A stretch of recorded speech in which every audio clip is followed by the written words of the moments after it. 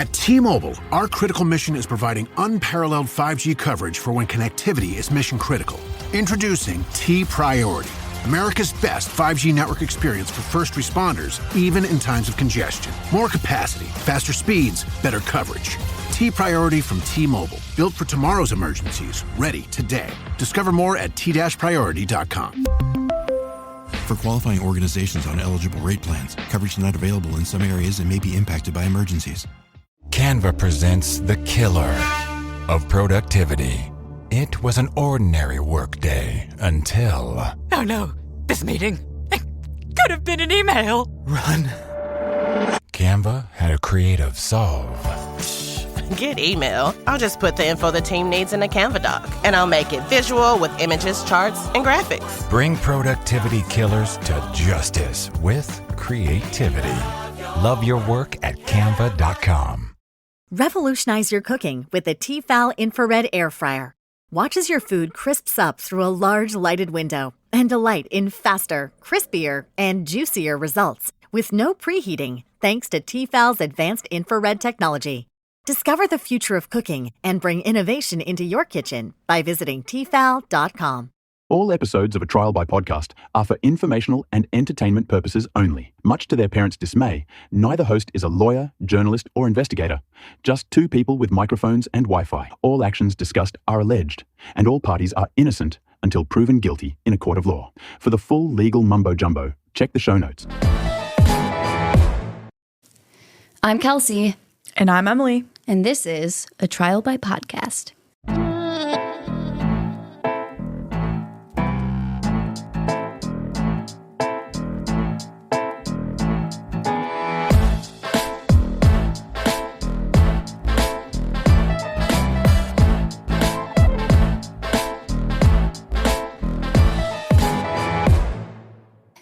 It's been about 5 minutes for me and Emily. It's been at least a couple days, maybe a week for you. I have no idea. We're on part 2. I have no idea how many parts this is going to be because I didn't even get through what I had written for part 1. We were like 2 hours in. So it might be 2 or 3 parts. We're just going to wing it and find out. But you can see it in the episode title. And give us a 5-star rating wherever you're listening. It's hard to think of Biz Nasty when we're like, for us, in the middle of it. Yeah. We're in the trenches. But yeah, also we have merch, guys. I feel like we haven't talked about that a lot on the pod. We did a lot of Instagram and Facebook posts about it, but if you didn't know, we have merch and it's fun merch. Like, it's cool merch. We have one that says, "Give me a reason and I'll put this true crime knowledge to use." And it's got like a flaming skull. That's my favorite one. I was going to say, does it tell you how many people have purchased that? Because every time I've seen somebody that's like, I bought stuff, that's the design they use. Yes, everybody has that. So yeah. I got to I might do away with some of the other ones and then work on some new ones. But yeah, we have merch. There's a link in the show notes to it, so you can check it out if you want. But with that being said, we're going to get right back into the story. We're about to high dive right back in. So I'm going to try my best to give a quick overview of what we talked about in part 1, just because it's been a couple days for you guys.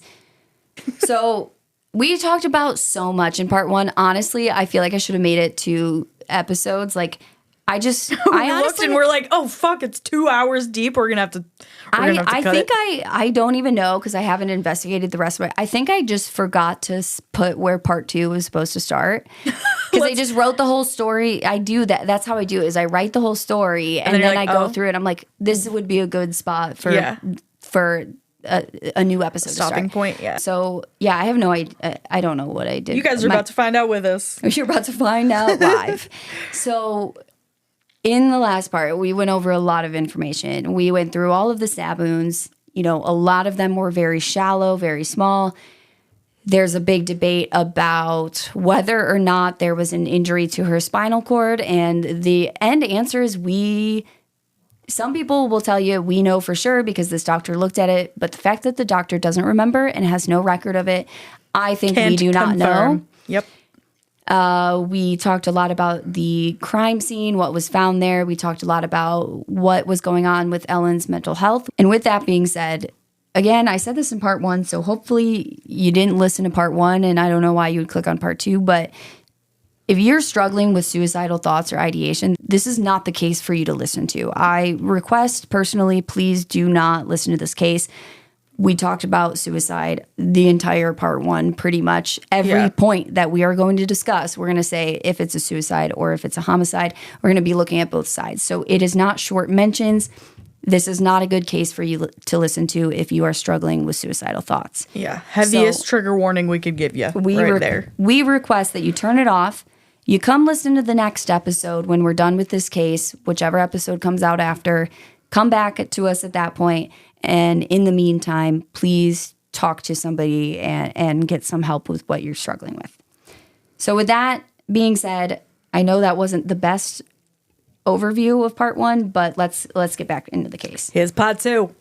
So we talked all about her psychiatric medications and how these medications were some of the only evidence that police actually collected from the apartment. And you can see how with the psychiatric medications, the lack of indicators of an intruder at the scene, the room being locked from the inside, and what police thought was an eyewitness to Sam breaking down the door.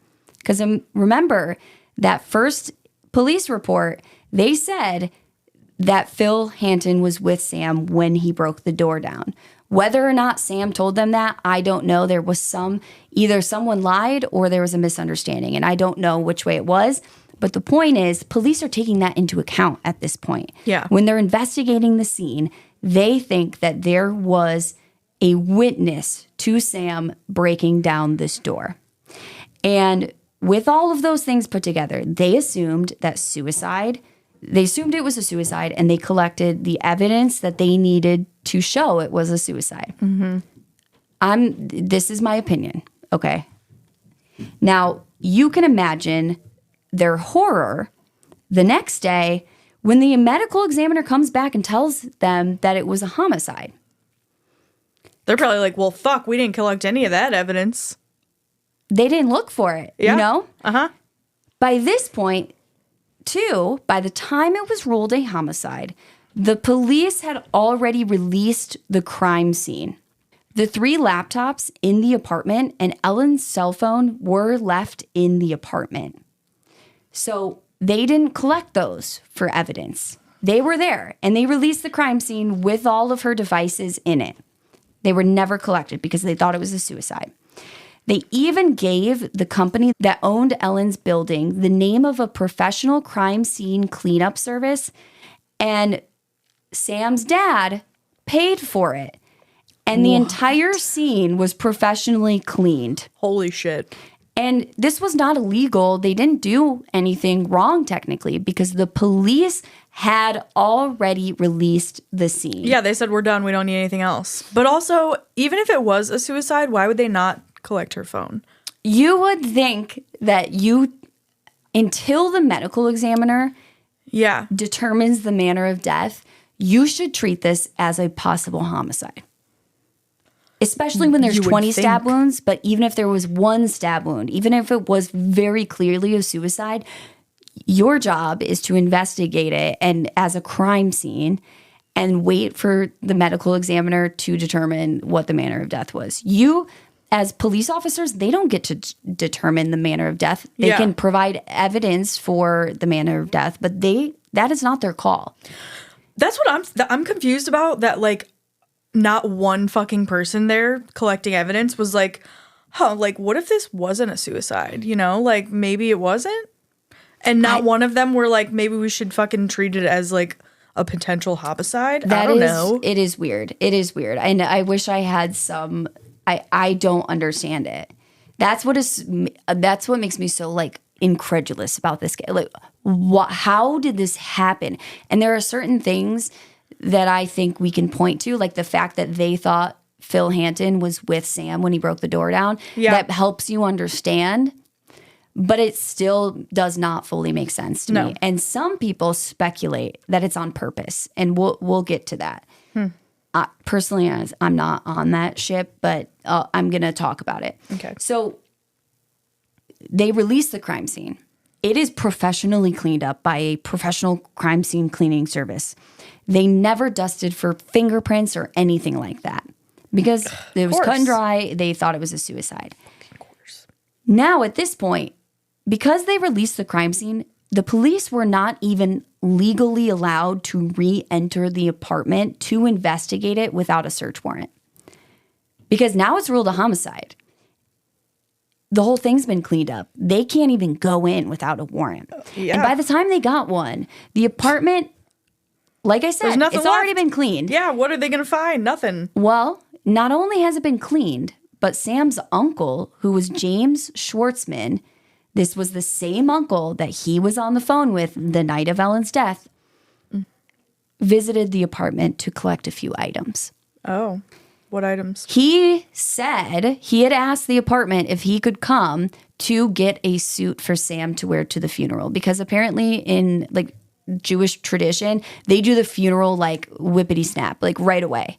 It's just a normal thing. So he said he wanted to get Sam a suit to wear to the funeral, plus some of his personal items like his laptop.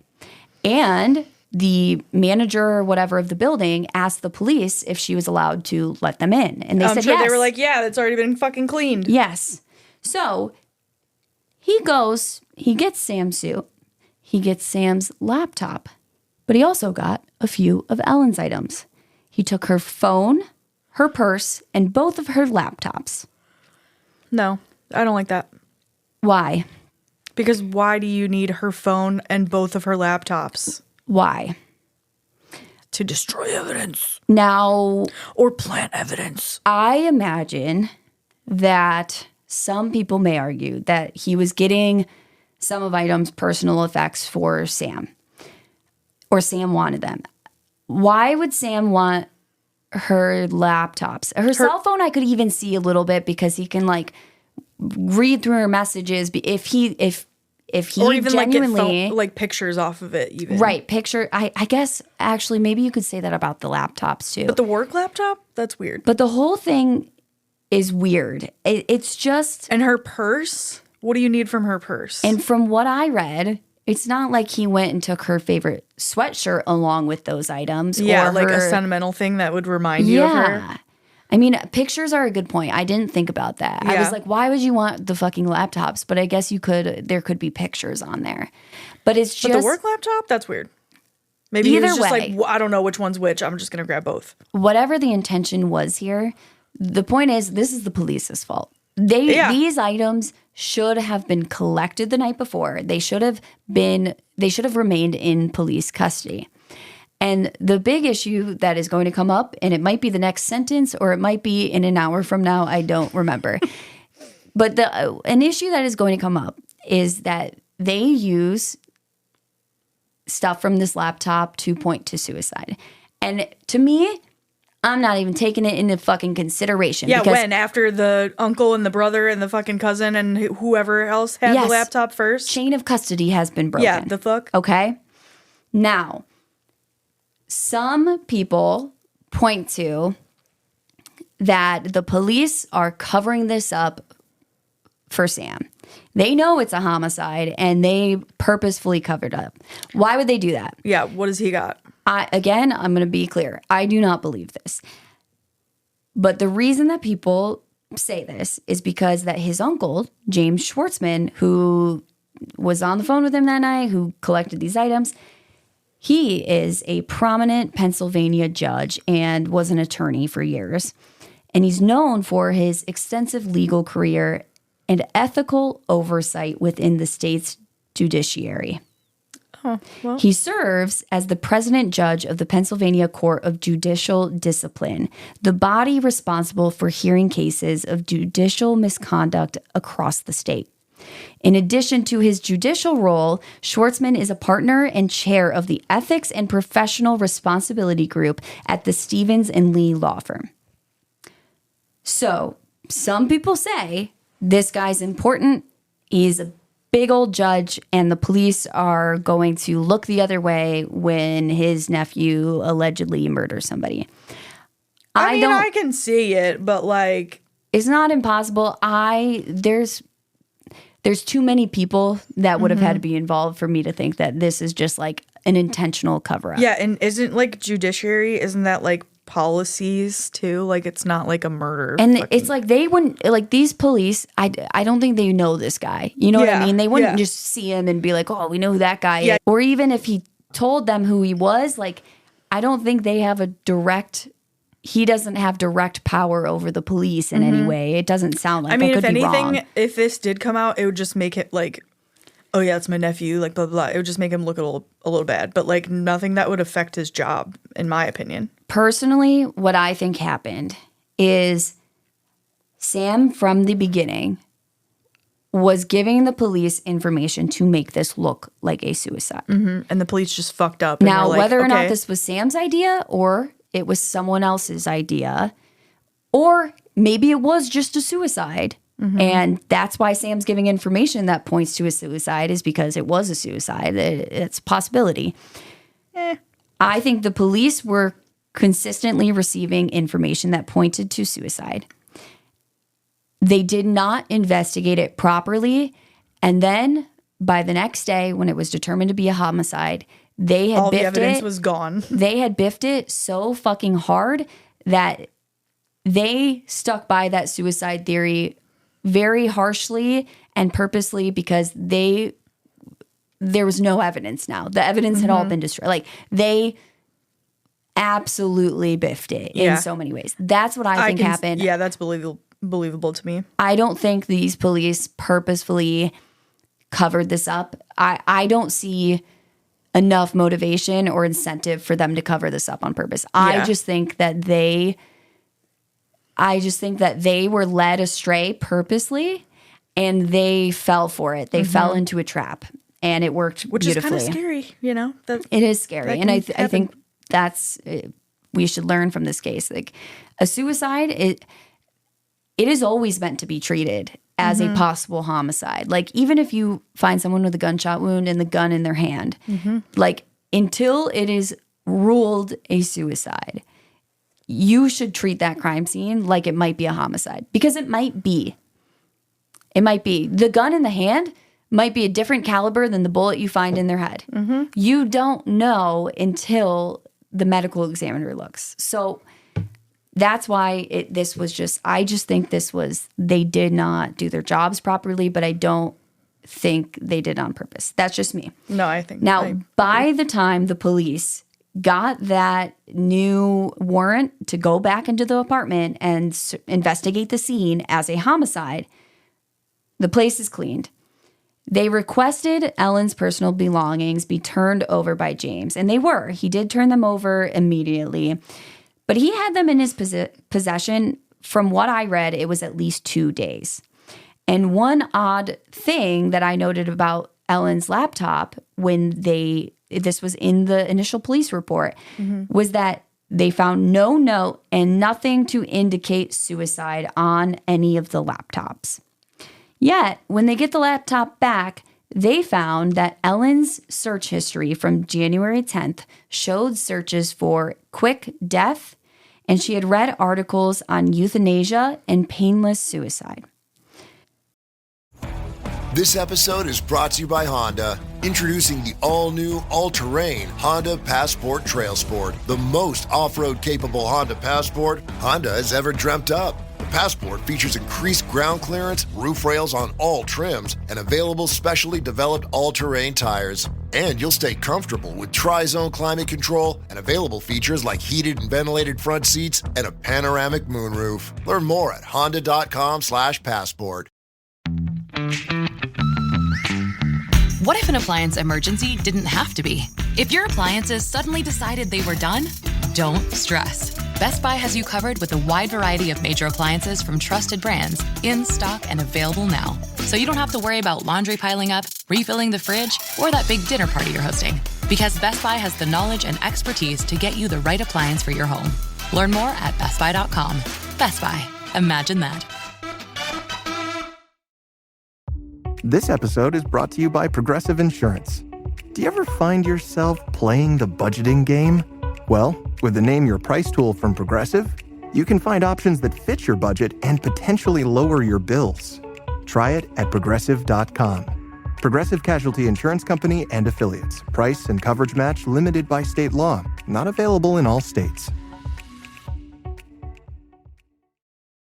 So January 10th, that's a little over 2 weeks before she died.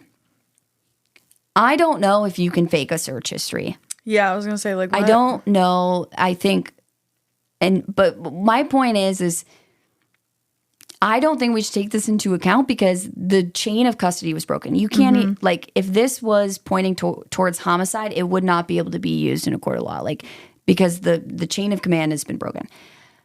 However, do I think she probably made these? I think it's possible she made these. I think if this was a homicide, I don't think it was planned ahead. I think it was a spur of the moment snap thing. Yeah. That's just me. It could have been planned ahead. Someone could have done this on purpose but I think if you're going to stage it as a suicide, you wouldn't use 20 stab wounds to do it. You'd do something a little bit more obvious. Yeah. I think it is possible, maybe even probable, that she made these searches. Here's my question. If you're searching and reading articles about quick death and painless suicide, are you going to choose to then end your life by stabbing yourself 20 times? Yeah, in the back of the neck? Probably not. When you have access to Ambien, Xanax, and Klonopin in your drawer. You take not even half of those pills together, you will die. And I just think if you're contemplating suicide and you're searching quick death and painless suicide, I just think you would choose the pills. Yeah, like my first thing would not be to go for a knife and try to stab myself. That is... I mean, I don't know. Not when you have when you have those pills. I just cannot... That's where it's like she had these pills. If she wanted to kill herself, she could take these pills. Yeah. I just do... Why would you be... And if you are going to stab yourself, why are you stabbing yourself to the back of your neck? That, like, again, if you're looking for a quick death and a painless suicide, I wouldn't imagine that stabbing myself to the back of my neck and the top of my back sounds painless is going to be painless or quick or even effective and actually kill you. Yeah. I just feel like you would go straight for like your soft belly where you know vital organs are, or your heart, or also, by the way, immediately, not 20 times, not like I think. I don't know. I'm not going to give. And I hate to be too gory. And again, this is why I made it very clear that people who are struggling with their mental health and have suicidal thoughts should not listen to this episode. If you're going to kill yourself and let's say you didn't have pills, you don't have a gun, nothing, and you have a knife. What is the quickest way to kill yourself with a knife? You would think you slit your wrist. You slit your wrist. Because then you bleed out. You bleed out. So if you're looking for a quick death and you only have a knife, you slit your wrist, right? Yep. The other really common thing that people do, I say really common compared to uncommon things, not compared to slitting your wrist. That is the most common way if people are going to kill themselves with a knife, is your throat. You go for the jugular. Again, not painless, though. Also, most people who kill themselves with a stab wound, most of them are one stab wound. I think I have some data in here coming up, but it just... These searches to me mean fucking nothing. Honestly, they do. Maybe she did want to kill herself. Maybe she did. Does that mean she wasn't murdered before she got the chance? I don't think so. I think, why would you do this to yourself? It doesn't make any sense. The math is not mathing. Now, the other thing is, like I said, the initial report said there was nothing that indicated suicide on those computers.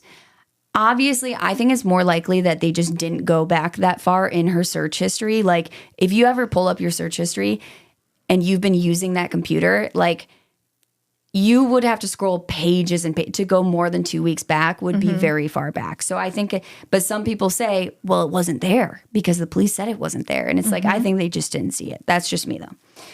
I don't know. It could have been planted after. I don't know what that entails. That's weird. Like, how do you plant a search history? You know, well, like you would have to be the most expert coder of all time. I just think these searches were made on that computer. I think it was likely Ellen. It could have been somebody else, but I think it was most likely Ellen. But I think this does not prove to me that she did this to herself. No. That's just me. I know some people feel differently, and that's okay. Now, with this, the police go to the medical examiner and they basically present all of this contextual evidence that they say points to suicide.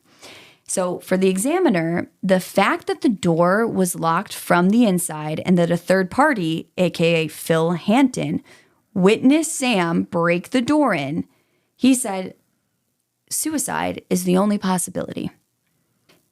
He has said that this fact, the fact that Phil Hanton watched Sam break that door down, is the fact that made him change his ruling from homicide to suicide. And obviously, we all know this fact is not true. It's not true. So it doesn't count. They pretty much immediately started working on getting this ruling changed from homicide to suicide. And it wasn't officially changed until the following month, so in February of 2011. And then on April 4th, 2011, there was a second updated autopsy report that was released. And so a lot of it's the same about all of the stab wound deaths and all of that. But on this one, we got some new quotes that I just wanted to point out to you. So we've got, quote, "The spinal cord injury was evaluated grossly by neuropathology. It was concluded that the injury to the spinal cord would not have incapacitated the decedent." He put the decedent, but I think it's just short for decedent because decedent doesn't make sense. "Therefore, the decedent would be able to inflict the subsequent stab wounds to her body," end quote. So this is giving, in the first one, he just said it didn't do anything. Mm-hmm. Now he's like explaining, well, this means she could have done all these stab wounds. But again, the lady that he's saying said this doesn't remember saying any of this. I can't confirm that I said that, so. And she obviously didn't specify that she could keep inflicting subsequent stab wounds because she didn't know that they thought that, I don't know. Maybe it was explained to her. I just think that is so fucking sus. Yeah. They also said, quote, "Analysis of decedent's laptop provided no additional information," end quote. This was written in the autopsy report by the medical examiner after the search history was discovered. I'm confuzzled by that. Me too. But I'm not even gonna harp on it because it's like that could mean nothing. That could mean everything. Yeah.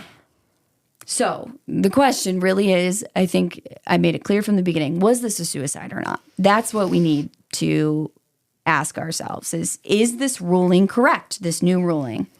From what we know from the autopsy, I think it's possible that this was a suicide.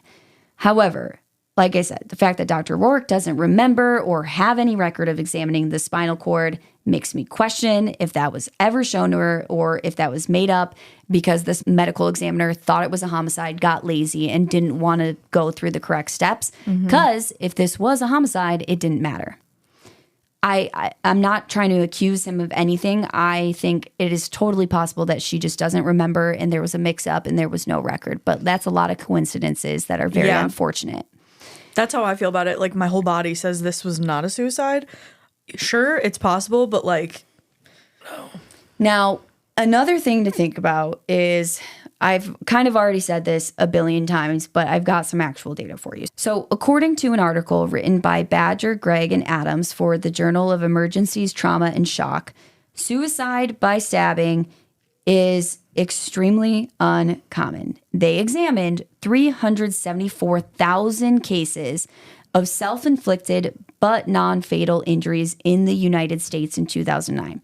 The reason I selected this to use data from, even though they're non-fatal, is because the only other reports I could find that were about fatal, like completed suicides, they didn't specify the difference between a stabbing or cutting or anything. It was just by knife. And so that didn't really tell me as much. So again, this could be different. These numbers could be different for fatal suicide attempts. These are non-fatal suicide attempts. I just want to be upfront about what this data actually means, but it's something to consider.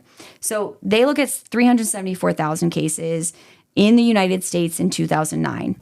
So stabbing only made up less than 3% of these suicide attempts. Of these suicide attempts by stabbing, 74% of them had one single stab wound. And only 14 cases in total had multiple stab wounds. In these cases, they were most often injuries to the wrists. So I don't know why these are considered stabbing and not cutting. I don't know. But they're saying that these ones to the wrists they were part of the stabbing category, okay? 0 of these cases had stab wounds to the head. Ellen had multiple stab wounds to the back of her scalp, okay? Now, she could just be the anomaly.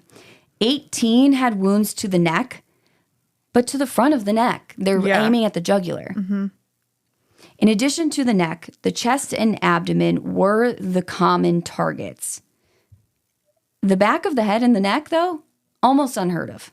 On top of that, people who stab themselves, like I said, I think I said this 10 times already, they usually lift up their clothing and stab directly into the skin. Mm-hmm. However, Ellen had wounds that were all made through her clothing. Anything that was covered by her clothes was through the clothing. So suicide by stabbing, already statistically so uncommon. Yeah, but then, it's a stretch. But then she is just the anomaly in this category. And again, this is just based off of 1 year's worth of non-fatal cases. So for me, it was the best I could find, I guess. There's too much of a stretch to say that it was a suicide. For me, there's too many things that are like, well, I guess it could be, but is it likely? No. Right, because it's not just the 20 stab wounds that make it unlikely. There's like too many factors. So many, all of the lying, all of the math ain't fucking math. I know that's a jokey way of saying it, but it just, the reason I make it and say it like that in a jokey way is just because it is so ridiculous to me that they're trying to say this is a suicide. Me too. I just think that's it's ridiculous. It kind of like makes me mad. Like, why do you? What do you mean? What do you mean? Now, on top of all of this, we have to remember Ellen has a family that is dealing with this, and they do not believe that she committed suicide. And they know their fucking daughter. Exactly. And over the past 14 years since her death, they have spent over $700,000 on their efforts of trying to get Ellen's manner of death changed from suicide to, at the very least, just undetermined. They're like, okay, if you won't mark it as a homicide, put undetermined. This is not a clear at the very suicide. least, yeah. And they believe, I guess just to be clear, they do believe that their daughter was murdered. But they said that they would be happy with it being changed to undetermined because at least in that case, the police will have to investigate what happened. Suicide, case closed. Yeah, they cannot investigate. Off. Yeah. Now, her parents, Josh and Sandy, believe that Ellen was preparing to leave her home for an extended period of time when she was murdered. Crime scene photos showed her makeup case and toiletry bag near the bathroom sink. And Ellen was extremely tidy. So this was not just her parents saying that she was, everybody said this about Ellen. She was type A, she was really clean. One of the notes from the psychiatrist, like one of their appointments, the psychiatrist wrote down something that like Ellen was kind of walking around anxiously tidying up her office during one of their appointments. So everybody is saying she is clean. Yeah. And she does not just like leave stuff out where it doesn't belong. Yeah. So why are her makeup cases and her toiletry bag on the bathroom sink? She did not recently go on a trip and she didn't have any, it's not like she was going on a trip 2 days from then.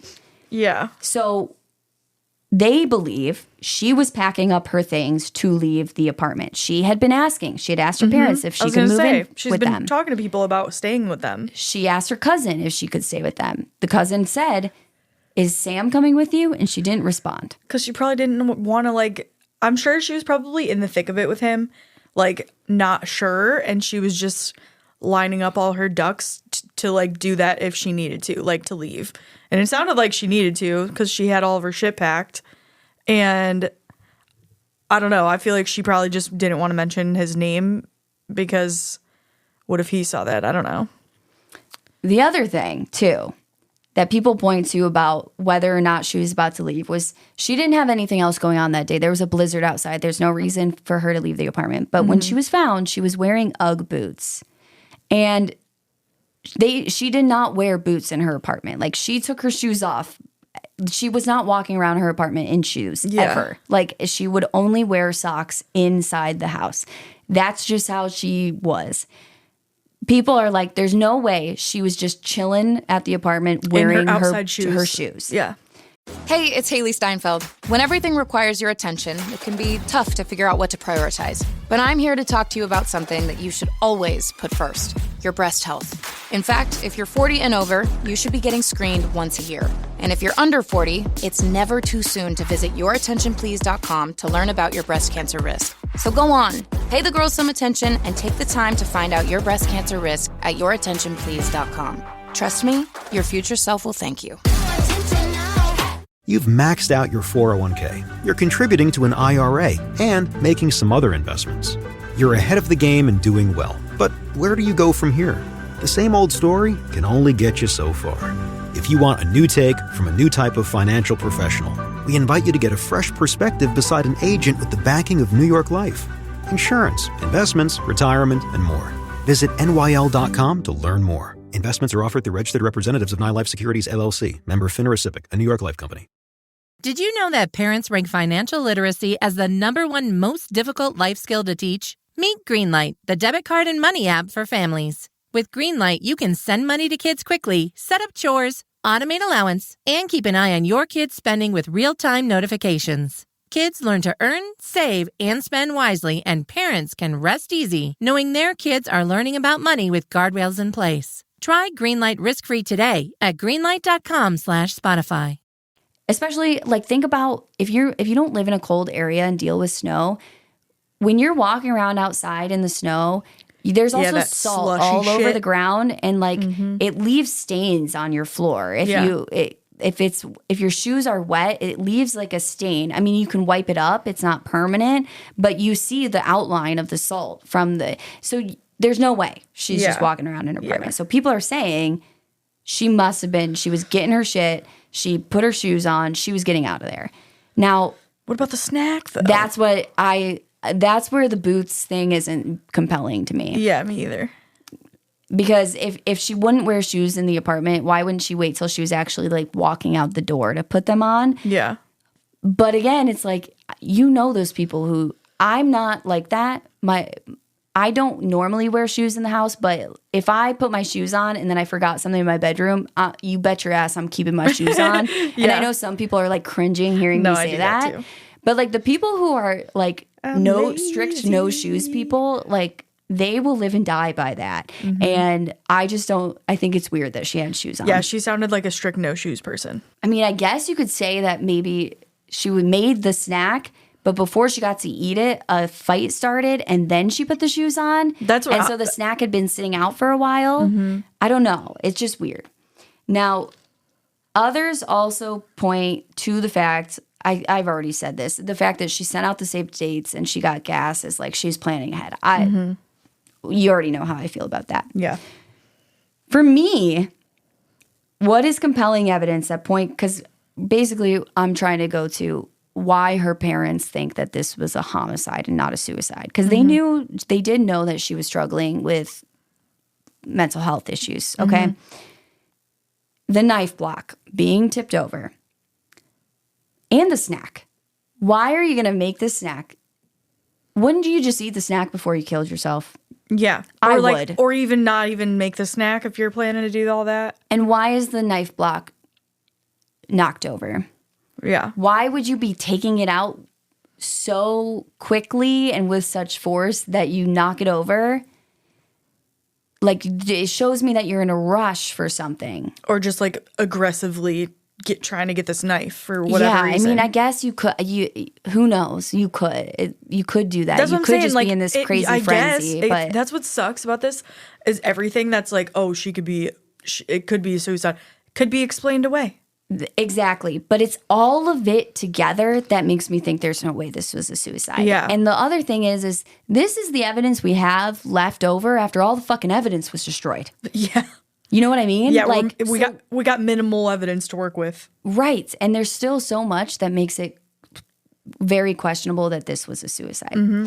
So in 2012, Ellen's parents hired Dr. Cyril Wecht to review Ellen's autopsy. Now, this name may sound familiar to you because he has reviewed a lot of famous cases. He did like the JFK assassination, the murder of John Benet Ramsey. Oh, shit. We talked a lot about him, and I think I mentioned this in the John Benet Ramsey episodes, but he actually passed away last year at 93 years old. So rest in peace to Dr. Wecht. But you can find his report about Ellen's autopsy online and all of the details on his thoughts on each little thing, but I'm not going to go through all of that. The long story short version of it is he thinks this is more likely a homicide than a suicide, and every reason he gives is one I've already brought up. So again, I'm not going to relist everything. Mm-hmm. Now, in 2017, Detective Scott Eelman, who specializes in crime scene reconstruction and evidence processing, released a report citing that Ellen's body must have been moved. He wrote, quote, "It is my opinion that Miss Greenberg was not in the position in which she was found at the time that the blood was deposited on her sweatpants, sweatshirt, and shoes. It is also my opinion that Miss Greenberg's head had been in several positions during the time of blood flow, and it remained so for enough time as to have the blood flow across her face and back toward her ear, upward toward her eyes, and also downward toward her chin. It is my opinion that the bloodstain evidence in this case is inconsistent with positioning which Miss Greenberg was found. Furthermore, I have serious concerns regarding the patterned bloodstain to the left of Miss Greenberg's right leg. The minimal amount of bloodstains on the floor in comparison with those found on the clothing of Miss Greenberg and the flow patience of the bloodstains on Miss Greenberg's face relative to the position in which she was found." End quote. I think there were some typos there, but a lot of words. What he is saying is the way that she was found explains some of the blood evidence. Not all of it, though. But there are a lot of pieces of blood evidence that are just physically impossible if she was not moved from that position. And not only does he say she was moved at least, into one different position. He said there's multiple different directions. These blood, yes. The blood dripping across her face shows that she must have been in multiple different positions. Mm-hmm. Not just the one she was found in and one other, but multiple others. So again, if you're saying that, okay, maybe she bled out slowly and she was in one position and then she moved into the position that she was found in and she bled out and died. How long was she bleeding out for? Because for it to go across your face and dry enough, maybe it doesn't have to be 100% dry, but dry enough to where it's not going to keep dripping in the way that gravity is pulling it. Mm-hmm. Like she's just moving in one position. She's there for, I don't know how long that takes, but like at least a few minutes, if not 5 to 10 minutes. Yeah. Then she's in another and whatever. Again. Maybe it's possible, but like, come on. Another giant fucking red flag that this was not a suicide. But exactly. Now, over the next few years, more and more experts reviewed different parts of the case, and more experts released reports that do not support the suicide theory. Everybody who's looking at this, and again, they are being paid by the Greenbergs to do this. So you can say whatever you want. You could say that maybe they're biased, but I think these people are just trying to get this family answers. Mm-hmm. And you know what? The simplest answer to give them is that, I'm sorry, I know it's hard to accept, but your daughter ended her own life and this is case closed. And as opposed to, no, I actually do think this was a homicide and now you have no answers. And you know what I mean? Yeah, why would they do that to her family if that wasn't the case? I just want to point that out. They were being paid by the Greenbergs. Mm-hmm. But I think maybe one of them would lie just because they were, but all of them, yeah. I don't know exactly how many there were, but I just think that's a fucking stretch. The point is, they're all saying the idea that this is suicide is so wildly unlikely. Yeah, fucking bonkers wild. Still, even with all of these experts reviewing the case, the medical examiner's office refused to change the ruling.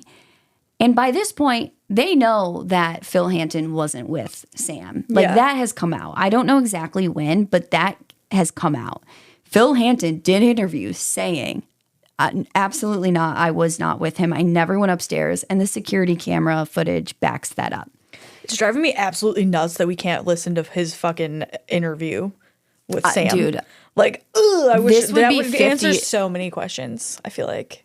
This would be 50 parts long if I had access to even like the transcripts or something. Now, because they were just refusing to change the ruling, Ellen's parents filed a civil lawsuit against the medical examiner's office in 2019. Hell yeah. Basically just in hopes of, they wanted the suicide label removed and they wanted it to at least be ruled as undetermined.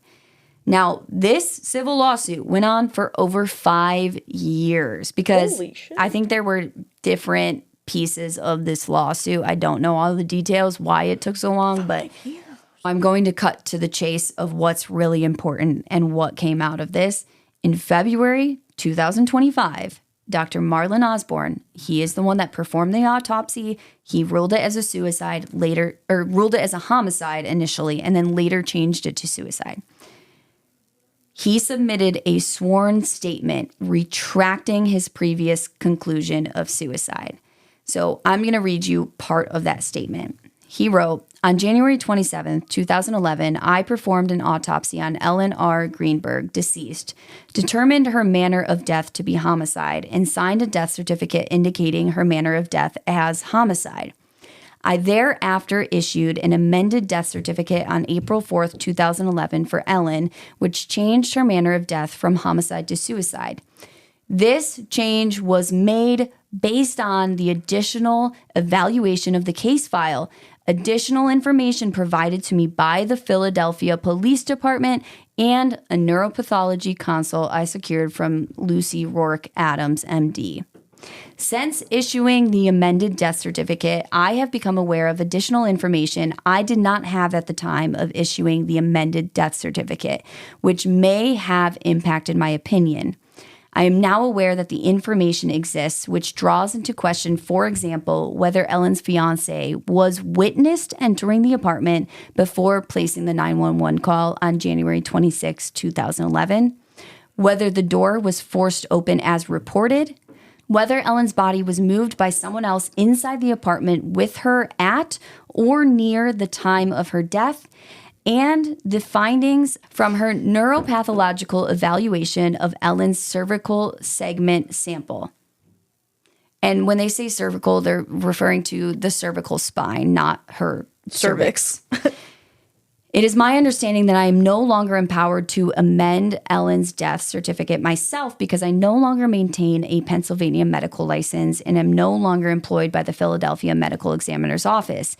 But based on my consideration of the new information brought to my attention after leaving my position as medical examiner for the city of Philadelphia, along with my original autopsy findings and information considered while I was actively involved in Ellen's case, it is my professional opinion Ellen's manner of death should be designated as something other than suicide. I hereby verify and affirm that the statements made in this verification are true, blah, blah, blah. So. That was a lot of words. It's lots to unpack there. Yeah. What he's saying is the fact that no one witnessed Sam open the door, the fact that I now realize that that lock could have been locked from the outside. The fact that I got another neuropathologist to evaluate the cervical spinal sample who said that Ellen definitely had impaired motor function. She didn't say that she was like paralyzed or anything, but she said the motor function would have been impaired and it would have been extremely difficult for her to continue stabbing herself. Mm-hmm. He's like, I biffed it. Yeah. Which, mad respect, sir. Thank you for issuing the apology. I wish more people were like you. I agree. I do. I'm glad that he did the right thing. Why did it take you 14 years to do it, though? This episode is brought to you by Pluto TV. Are you looking for your next case? Pluto TV has all your favorite crime dramas streaming for free, which means suspicion is free, with countless cases to crack. Watch CSI, Criminal Minds, NCIS, Blue Bloods, Tracker, FBI, and SWAT, all for free from all your favorite devices. Feel the free.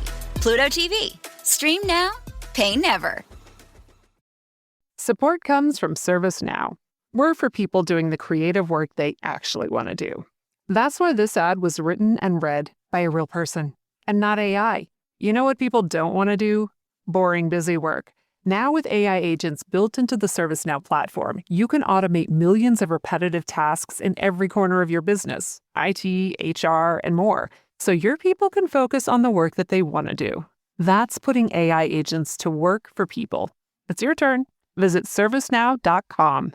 We off? 30 seconds of carefree bliss. Oof, like winding your hair carefree. Oh, like using Clorox Disinfecting All-Purpose Cleaner in the home carefree. Yes!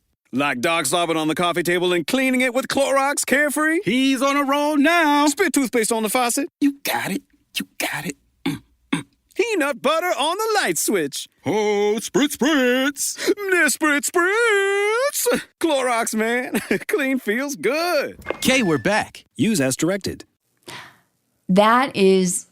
It's like, I'm glad. It's better late than never. I thank you, sir, for doing the right thing. Why did it take them suing you? Why didn't you just see that the evidence had come out to the contrary and say, I made a mistake. I should not have changed it. And even if you can't change it back because he left this office and he no longer has the ability or the power to change it back. Mm-hmm. But like, why aren't you working on getting it changed back? Like I'm sure you know people there, sir, that you used to work with. Be like, hey, this is incorrect. Can we like maybe correct this? I don't know. So following this admission, the city of Philadelphia reached a settlement with the Greenbergs. And as part of this agreement, the Philadelphia Medical Examiner's Office committed to reopening and reinvestigating Ellen's death to accurately determine the manner of death. So, what they've been working towards for 14 years has finally happened. There is a lot to do still.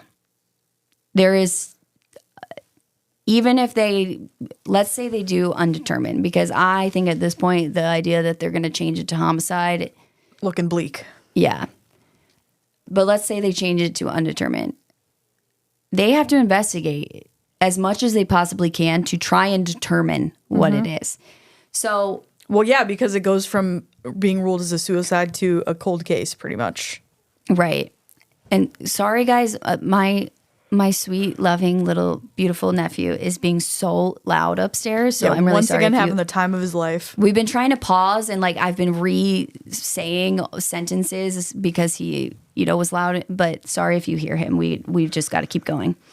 But I don't think we're going to see anything happen quickly. And I also think even if they change it to homicide and they're what evidence do they have now? Mm-hmm. Maybe they have stuff that we don't know about. I think that's entirely possible, especially with the way their records work and, it's not public. But I imagine that they don't, because I imagine they weren't looking for anything that pointed to homicide because they knew they biffed it and it was, I don't know.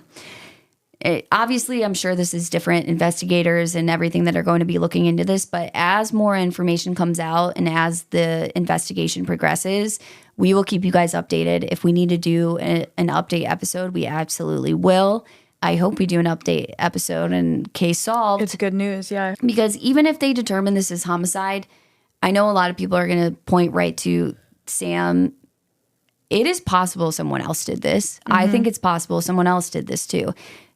We don't know because it wasn't investigated as a homicide. So I think, all the evidence that could have pointed to somebody else is gone. Right. Like squeaky cleaned by that professional service. Right. I feel very strongly that this was not a suicide and it was a homicide. That is not to say that I think that Sam Goldberg did this. Yeah. It's a small chance, but I think it's possible that there was a suicide, and I think it's also possible that someone else did this, but we don't have enough information to say, and we definitely don't have enough information to say that Sam Goldberg did this. Yeah. Now, so what about Sam? What has Sam been doing this whole time? So in 2024, Sam made his first and seemingly only public statement about the case to CNN via an email to Thomas Lake, who wrote like a whole expose on the civil lawsuit and what was going on. He wrote, "Thomas, when Ellen took her own life, it left me bewildered. She was a wonderful and a kind person who had everything to live for. When she died, a part of me died with her. Unimaginably, in the years that have passed, I have had to endure the unimaginable passing of my future wife and the pathetic and despicable attempts to desecrate my reputation and her privacy by creating a narrative that embraces lies, distortions, and falsehoods in order to avoid the truth. Mental illness is very real and has many victims. I hope and pray that you never lose someone you love like I did to a terrible disease and then be accused by ignorant and misinformed people of causing her death. If you're really writing a truthful story, dig deeper and please do some good by raising awareness for mental health. Best, SG." I don't like it. Yeah, I don't like it one fucking bit. Something about the fact that her entire family is like, absolutely not. She didn't do this, and the first thing he says in his public statement is, "When my wife or my future wife took her life." Like, sir, it's something about pathetic and despicable attempts to desecrate my reputation and her privacy by creating a narrative that embraces lies, distortions, and falsehoods in order to avoid the truth. I feel like that is directly aimed at her parents. And I just think because I know he's also talking about the public hopping on to this, but when you say in order to avoid the truth, none of us have why would we be wanting to avoid the truth? We didn't know her. You could say the family wanted to avoid the truth because they don't want to believe that their daughter was struggling so much that she took her own life. And that's what makes me think that part of this is like, whether consciously or subconsciously directed at her parents. Yeah. And I don't like that. I just feel like if you love this woman and you loved her family, like, wouldn't you be like, you could say the same thing in a different way that has a little bit more empathy for them. Yeah, and again, 100%. I am being so nitpicky right now, but also you think this was his first draft of the only public statement he ever made about this. I think he probably thought this through real long and hard, but I don't know.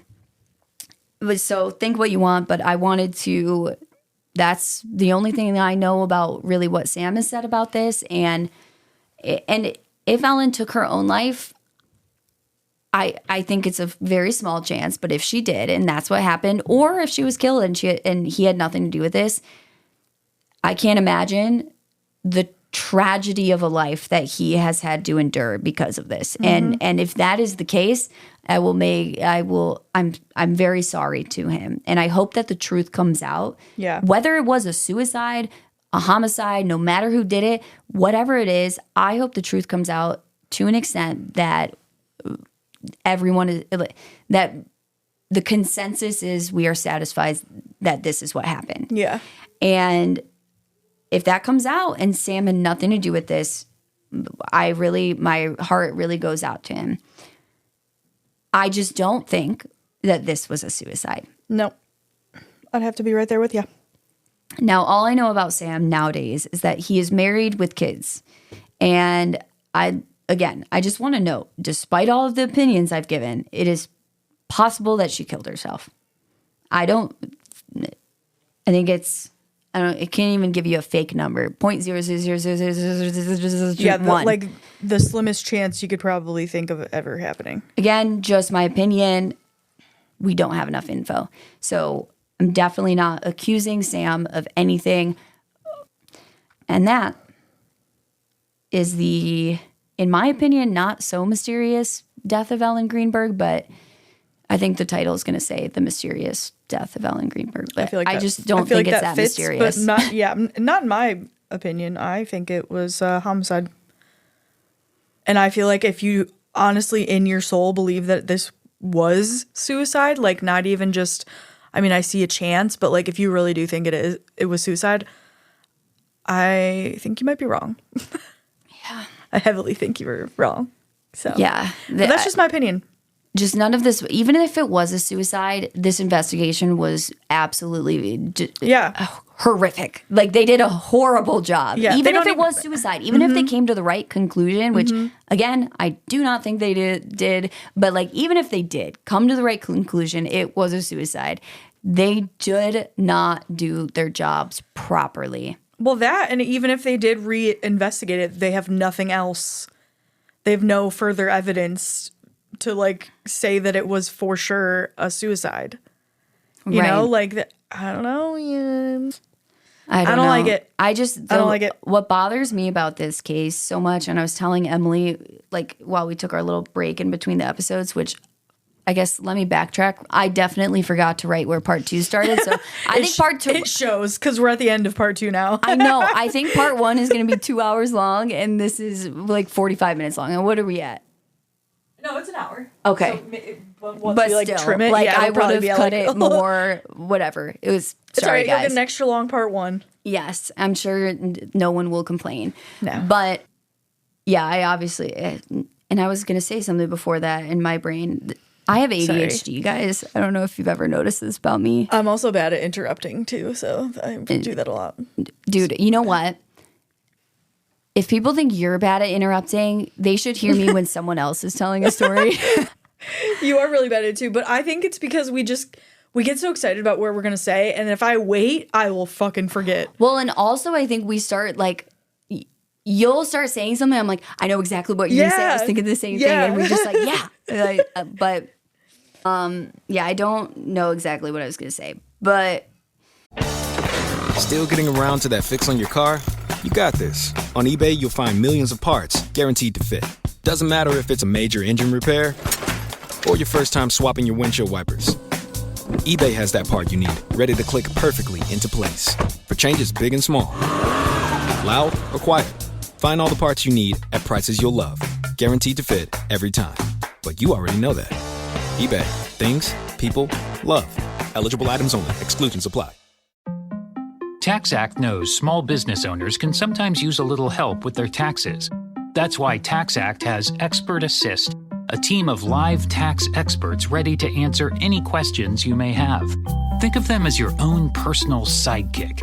Not like one of those funny talking animal sidekicks, more like the super smart nerding out on tax code and business casual attire sidekick, but just as helpful and lovable. TaxAct. Let's get them over with. Oh, I remember. Sorry, guys. It's been a long day back. already. What irks me about this case and what I was telling Emily in between the recordings is that this was assumed to be a suicide because she was, again, we listed all these little detailed reasons about the context of the scene itself and what police were told. But I believe that if she had never seen a psychiatrist and she had never gone on those medications and those weren't found there, I think the scene would have been treated as a homicide. Because, yes, the locked door kind of pointed to she was the only one in there. But at the same time, it's like, well, she never had any mental health issues. It's like, okay, we're going to treat it like a homicide until we know more. Because there's no or anything. It's like, I think it's like once they found those medications, it's like switch flipped and they're like, okay, now it doesn't seem so weird that the door was locked from the inside because she obviously was struggling. And I just hate that because I am sure that there are thousands of cases out there that were concluded as suicides that were actually murders. And we've never heard of their names because everybody they're like, yeah, this person was struggling. And it wasn't investigated properly. And there was probably evidence to prove that it was a homicide if they would have looked further. But because they knew that these people had mental health issues, they just don't they don't do their due diligence and they make assumptions. Yeah. And so this case is like the prime example of that. In my opinion, And that just really bothers me. Like, as someone who has taken those same I have never been on Ambien, but I've been prescribed Xanax and Klonopin, and what if someone had done something to me? Would they have assumed that I did it to myself? Yeah. And by the way, let me put it on record. I would never hurt myself. Yeah, I was going to say, when she was writing this episode, she literally texted me and goes, if something happens to me and they go through my search history, I promise the suicide was not me looking. It was for a case that we're working on. Well, because I was Googling suicide by stabbing. Like most common suicide. You know, I was doing an hour of research about suicide. Yeah. And I'm like, I don't think anything will happen to me. I mean, I really don't think anything. But I'm like, just in case it does, just know that was for a case. I feel like they would figure that out, but you never know. Yeah. Sometimes they don't figure out some simple shit. Mm-hmm. So about this one. But yeah, this case, there's another one too that we will cover at some point that is very high on my list, a case that has always bothered me, the death of Phoebe Handsjuk. She was an Australian girl who was found at the bottom of a trash chute in her apartment. And they say that she got in there herself, either by purpose or because she was like drunk and like on pills, and accidentally got in there, which is impossible, in my opinion, to accidentally go in there. Yeah, head first. But they're saying that I think she was feet first, but they say that like she put herself in there. And I just do not fucking believe it, but it's very similar. She had mental health issues. She was drinking a lot. She was, abusing medications, I believe. I remember it that way. I could be wrong on that. But it's like all of the circumstances to me point to, if you're going to end your life, why are you going to go down a trash chute feet first? And she didn't even, it's a really sad story. She fell and then bled out and died. So it's not like she just holy shit died. Horrible way to kill yourself. Yeah. I just don't believe that was a suicide at all. Mm-mm. So we will cover that case at one point, but it's the same thing. It's like they make these assumptions just because someone had mental health issues. And even if someone had suicidal thoughts and there was proof of it, even if there's a suicide note, you should be treating and investigating that scene as a homicide until you have evidence to conclusively prove that it's a suicide. I was going to say, I think suicide would be the last possible thing that you could ever, like, that's the last resort when somebody is dead. Because even if you find a handwritten note, yeah, you don't know what their freaking handwriting looks like. Mm-hmm. So you have to collect, at the very least, just collect all the evidence that you could find. And this one bothers me, so. Yeah, me too. Anyway, we'll keep you guys up to date with everything that comes out about this case. And we did it in 2 parts. We did. In 2 very uneven parts, but we did it. That's okay. So. I feel like that's, if anything, I would want the first part to be longer and then the second part to be like a wrap up, Yeah. Makes sense. Yeah. So. All right. Well, with that, court is adjourned. Huzzah. Bye. Now, if you guys love the pod, make sure you're following us wherever you're listening so you don't miss out on any future episodes. And while you're at it, we'd be forever in your debt if you had left us a 5-star rating. For more content from us, you can follow us on Instagram and TikTok. Both are at A Trial by Podcast. You can also follow us on our Facebook and join our Facebook group. You can shop our merch by clicking the link in the show notes or visiting our website, atrialbypodcast.com. A Trial by Podcast is a fully independent podcast. If you'd like to help support us, you can do so by donating through the link in our show notes. The site we use for this is called Buy Me a Coffee, but don't worry, your donations will never be used for coffee or frivolous things, only for expenses related to running and growing the podcast. So thank you guys for your support. Thank y'all. Huzzah. Huzzah.